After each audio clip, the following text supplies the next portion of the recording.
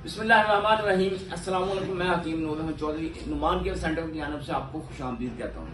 नाज़रीन, सबसे पहले आपसे गुजारिश है कि आप मेरे इस चैनल को सब्सक्राइब करें ताकि हर आने वाली नई वीडियो आप तक बदवक्त पहुँचती रहे। जो लोग मैदे का मरीज हैं, मैदे की मेडिसिन खाते हैं, वाइजर कैप्सूल इस्तेमाल करते हैं, ओमेप्राजोल खाते हैं, ओमेगा कैप्सूल खाते हैं 20 mg 40 mg डॉक्टर के कहने पर, या एक टाइम आप खाना ना खाएं, कैप्सूल लाजमी खाना है, ताहयात कैप्सूल खाना है मेरे भाई, ताहयात।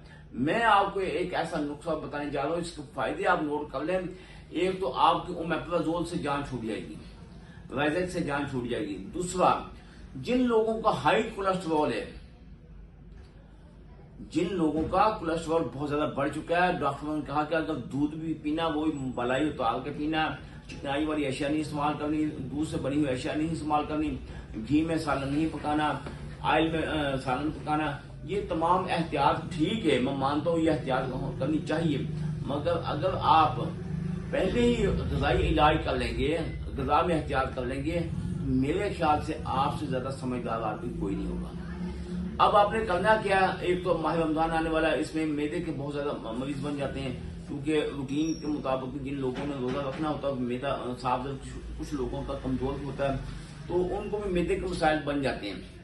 अब बहुत आसान तरीका, बहुत ही आसान तरीका, आपने करना क्या है, एक गुठी ले लेनी पुदीने की, एक गुठी ले लेनी धनिया की। तो तकरीबन ना, ये मैं आपको मिसाल देता हूँ, ये देखिएगा, तकरीबन छोटा सा पीस ले लेना आपने अदरक का, और 2 अदद जो है लहसुन के। अनारदाना मेरे पास अच्छी क्वालिटी का आया नहीं था, इसलिए मैं वो ला नहीं सका, वो मैं आपको बता देता हूँ। मुनासिब अनारदाना भी आपने इस्तेमाल करना। इन तमाम चीजों की आपने चटनी इस्तेमाल करनी है।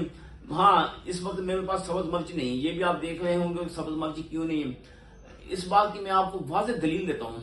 सब्ज मिर्च इंतहा दर्जे सुलख और सब्ज नुकसान देती है। आप अगर चाहते हो कि इलाज हो तो फिर इसमें काली मिर्च का इस्तेमाल करें, सब्ज मिर्च का इस्तेमाल ना करें।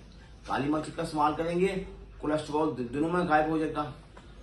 अगर आपको यूरिक एसिड है, लहसुन के इस्तेमाल करने से यूरिक एसिड आपका खत्म होगा। अगर आपकी बॉडी में दर्दें होती हैं, अदरक और लहसुन के इस्तेमाल से जिसमें दर्दें खत्म होंगी। आपकी गजा हजम नहीं होती, पुदीना के इस्तेमाल करने से गजा हजम होगी। मजाज में गर्मी है, शिद्दत से ज्यादा गर्मी है, तो पुदीने का मजाज, सॉरी धनिया का मजाज तकरीबन पहले दर्जे में सर्द होता है। तो इस नुस्खे का मजाज भी टोटल मुतदल होता जा रहा है, तो इसको इस्तेमाल करेंगे। इसके 2-3 फायदे जो मैंने आपको गिनवा दिए, मैदे के, कोलेस्ट्रॉल के, एसाबी कमजोरी के, थकावट के, इन तमाम अमराज से अगर आप निजात हासिल करना चाहते हो तो काली मिर्च और पुदीना 2 चीजें मेरे पास नहीं है, वो मैं आपको बता रहा हूँ।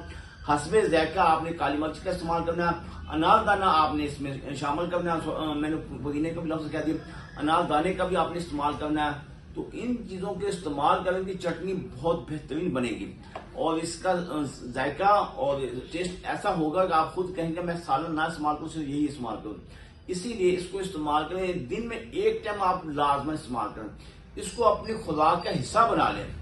अगर आप इसको अपनी खुराक का हिस्सा बना लोगे तो मेरे ख्याल में आपको मैदे के मुतल्लिक, एसाब के मुतल्लिक कोई मेडिसिन खाने की जरूरत नहीं होगी।